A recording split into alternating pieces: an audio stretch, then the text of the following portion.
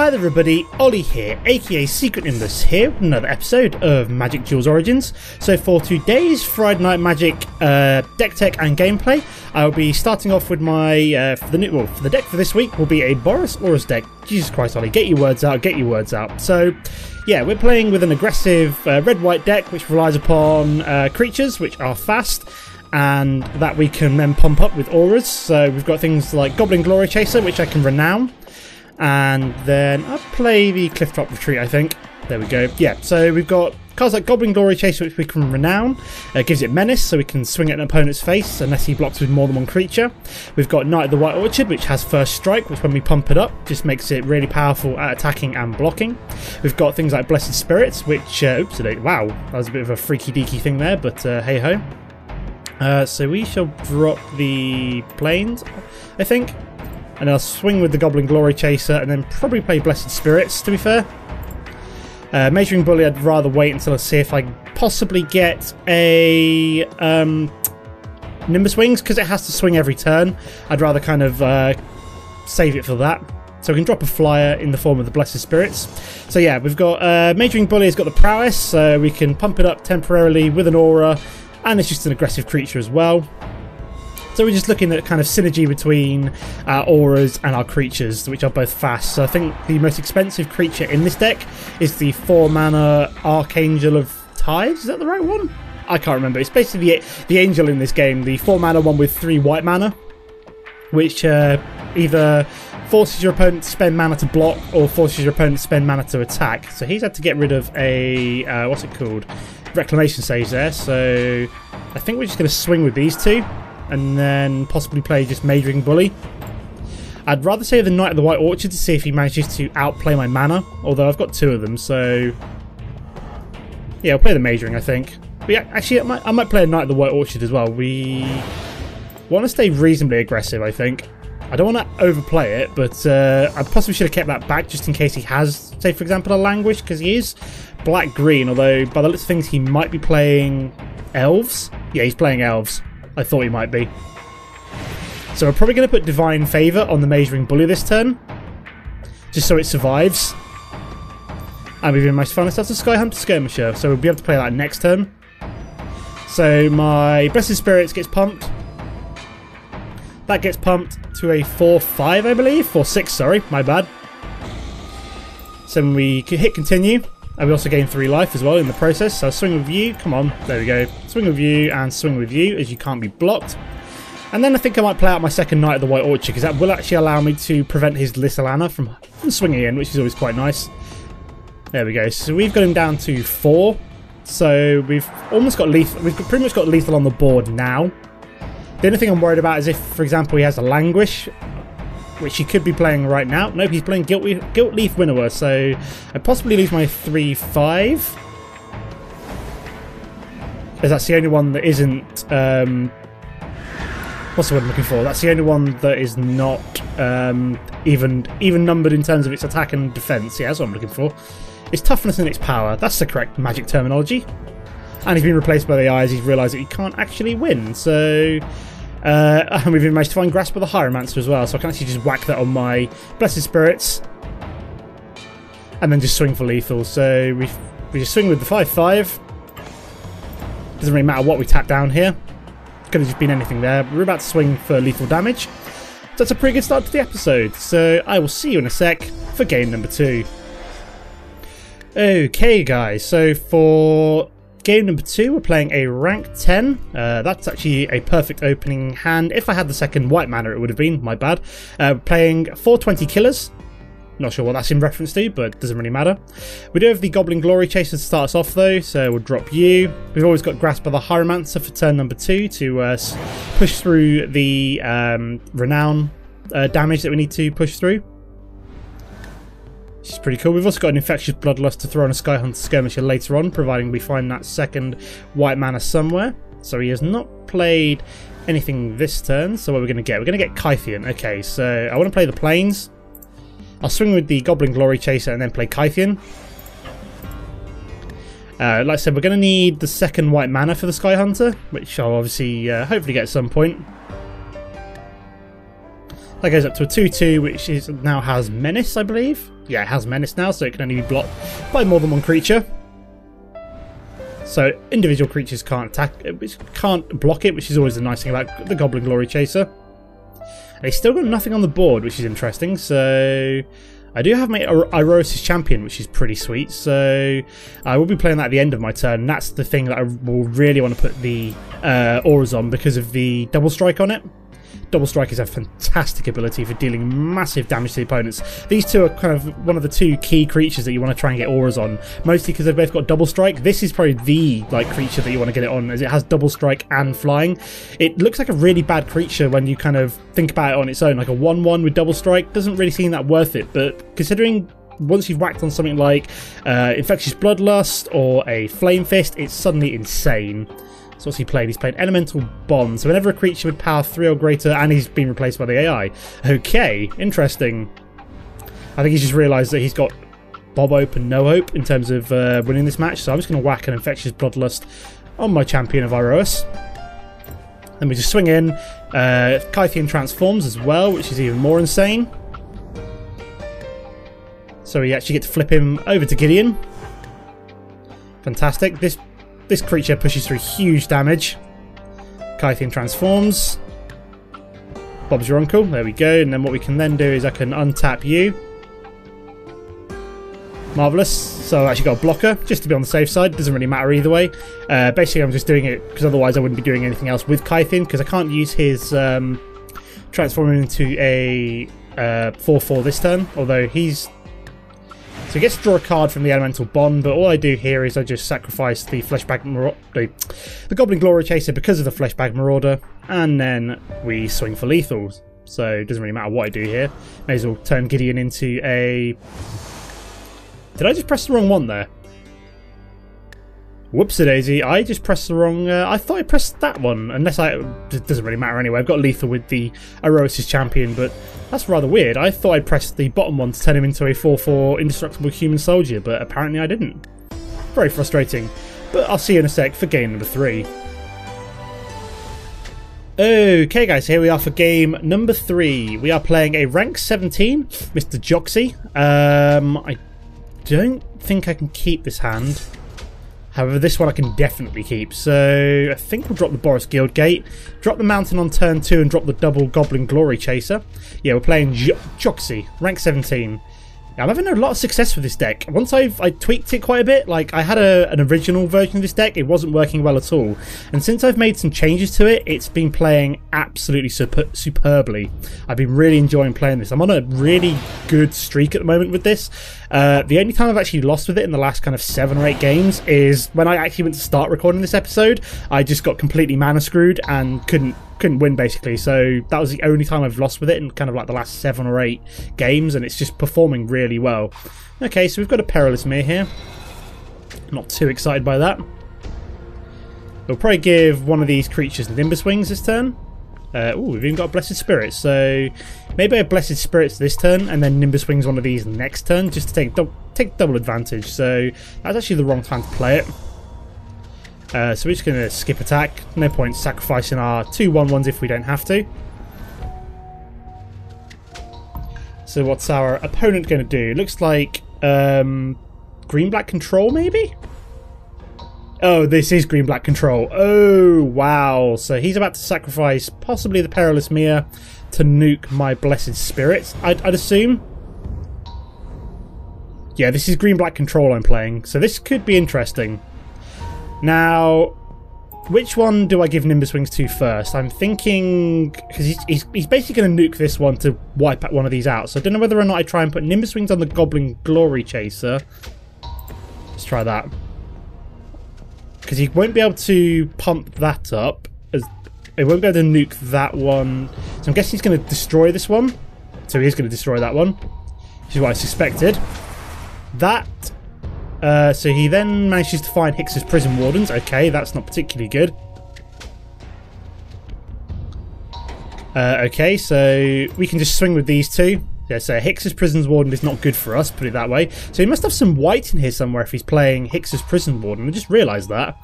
So we've got to try and aggro him down as much as possible before that Prison's Wardens comes out, because that could be very problematic, that card. So yeah, we want to be as aggressive as possible to try and beat him down before he's able to get that particular card out.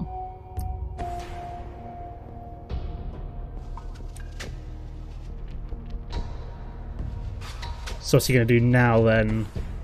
So he's going to play another Perilous Mere. Okay, so we could lose another one of these creatures. No, he's played out Gatecreeper Vine as well. So that basically means that he can't actually kill either of these this turn? I don't know. Well, he can't actually nuke the Perilous Mere with his Evolutionary Leap, put it that way. So, I'm thinking Nimbus Wings you, Grasp of the Hieromancer you, and then just keep swinging. Swinging till we're winning, guys. So yeah, we just got to maintain the aggression here. Because what I'm going to do is I'm going to tap down the Perilous Mere, so he can't actually block the Goblin Glory Chaser. So this is a huge attack turn, this is. So I'm going to tap you down. He can't nuke the Perilous Mere because he's tapped himself out. Thank God for that. And we swing for 13 damage here, so even if he is somehow able to drop down the Hix's Prison Warden, we should be fine. So I'm feeling pretty good about this. So this is going to be a nice short episode, looking at potentially 3 wins in a row here, start us out, and then we'll look at the deck, and then this should put us on a good level ground for any gameplay episodes later on. So I'll be recording Monday's episode, hopefully this afternoon. So I don't know what you can do here, because this survives Languish even if he has a Languish, which is good for me. So I've obviously got to swing with the 3/4. So he's got to swing, which is lethal at the moment. Does that give it minus... No, it just does 2 damage. So I'm just going to confirm attack and see what he does. Okay, so that's rather frustrating. Should have swung with both. Oh no, apparently he can't do anything. He was apparently just winding me up. Okay, that's 3 wins out of 3. Let's go take a look at the deck. Okay guys, so let's start off. So to start off with, we've essentially got 4 Elite Vanguards. Although one of these is actually a Kythian. Because this is an uncommon, you can only have 3 of them in the deck, but you essentially get a 4th one with the Kythian. Plus this also has the added benefit of being indestructible for a turn, and you can flip it over to get Gideon, where you get an indestructible creature. You can either untap one of your creatures or force one of my opponents to attack Gideon each turn, which is fairly cool. It's basically just forcing them to attack into the face, so you could sort of like block it with something, say like a double strike creature or a first strike creature.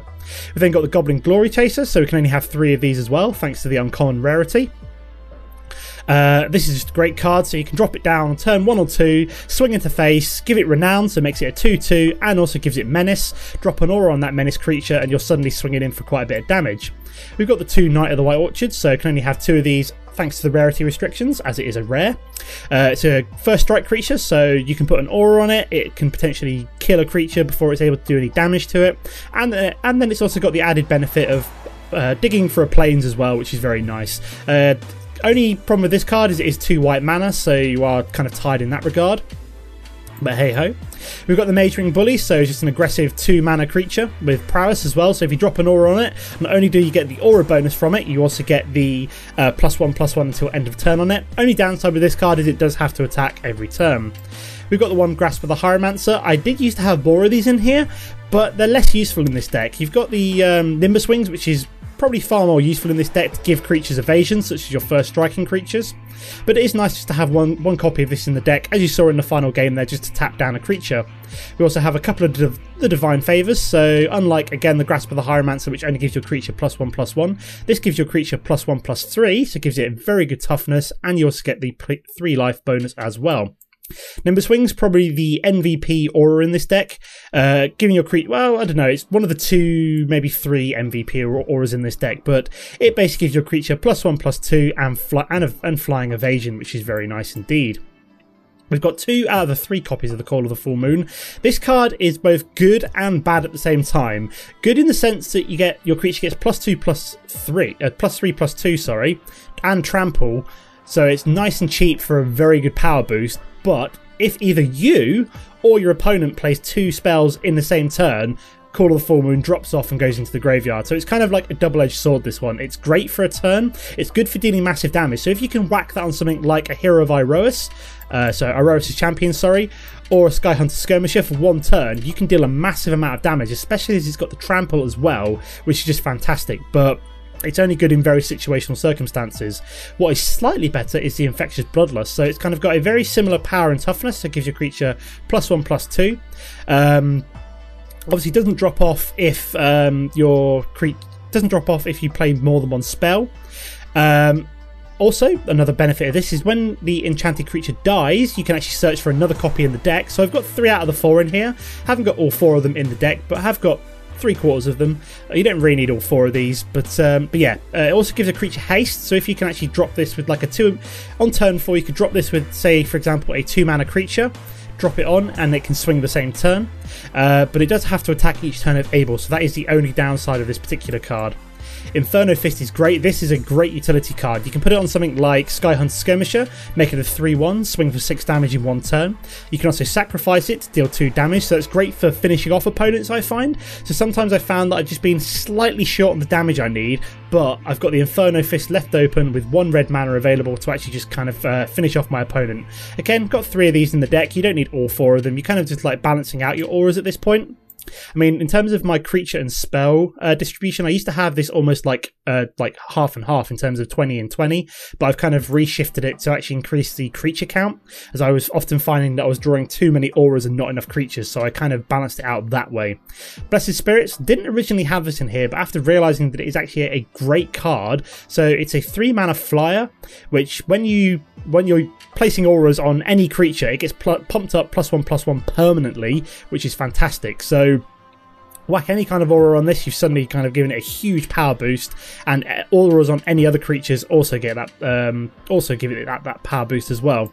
Sky Hunter Skirmisher, great card if you can get it down with an aura on it. It's suddenly dealing massive double strike damage in the air, which is pretty sweet. Flaring Flamekin, nice little card. It's an aura synergy card, so if it's enchanted with an aura, it gets +2/+2 and trample, and then also has Flaring Flamekin gets +1/0 until end of turn by spending a red mana. So you can give this thing Nimbus Wings, for example. It becomes a 3/4 5. It automatically becomes a 5/7, which is crazy in itself. So Nimbus Wings on this, it becomes a 5/7 flyer, where you can actually then pump it up for extra damage in the air as well. Iroas' champion, so this is another one of the great cards in the deck. Double Strike, which is exactly what you want when swinging with an aura on it. So say, for like I said, put a Call of the Full Moon on that, you're suddenly swinging for 10 damage in one turn, which is pretty crazy. So yeah, that's a great card if you can get it down.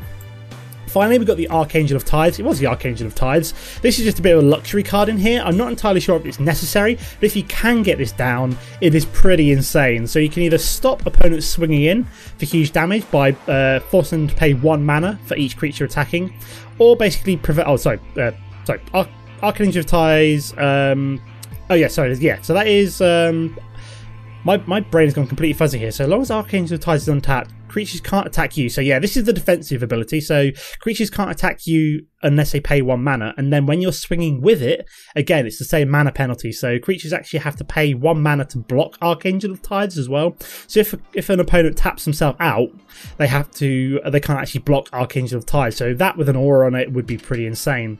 In terms of the mana distribution, we're pretty even on the plains and mountains, as we've got a pretty even 23-20 red and white.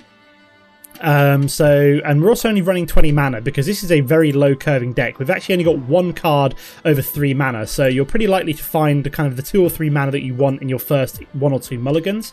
We've got the 2 Clifftop Retreats, as they're pretty useful, but only 2 Boros Guild Gates, because you don't really want all 4 of these, because it then kind of slows you down. But it is useful to have 1 or 2 of these in the deck to kind of get over the if you haven't quite found one of the particular mana that you want. It is nice to have the Boros Guild Gate. So that is the deck. That is some games. I think we'll open a couple of packs. So we've only got 5 packs left to buy, so I'm almost there now, and then I can actually start saving up for Battle for Zendikar when it finally drops, if it drops at all. So let's open a booster. So we've got an Orchard Spirit, we've got a Nissa's Revelation, we've got a Rune Servitor, another one of them, a Thornbow Archer, I've forgotten I didn't even have all of them, and a Fire Fiend Elemental. So we're getting there. We've almost got all the cards unlocked. We've also got an Acroan Sergeant, Claustrophobia, my final Rune Servitor, a Blood Cursed Knight. So I think this is for like a black-white aura deck. So we're running the Boros version. So this is basically like Aurora's champion, is black-white version. And we've actually got the second Kythians Irregulars, which is quite nice. Okay, so we've only got 3 packs left to buy, so we're almost there now. But I will leave the episode there for now. As always, guys, don't forget to comment and like if you've enjoyed the episode, and I'll see you next time. Goodbye.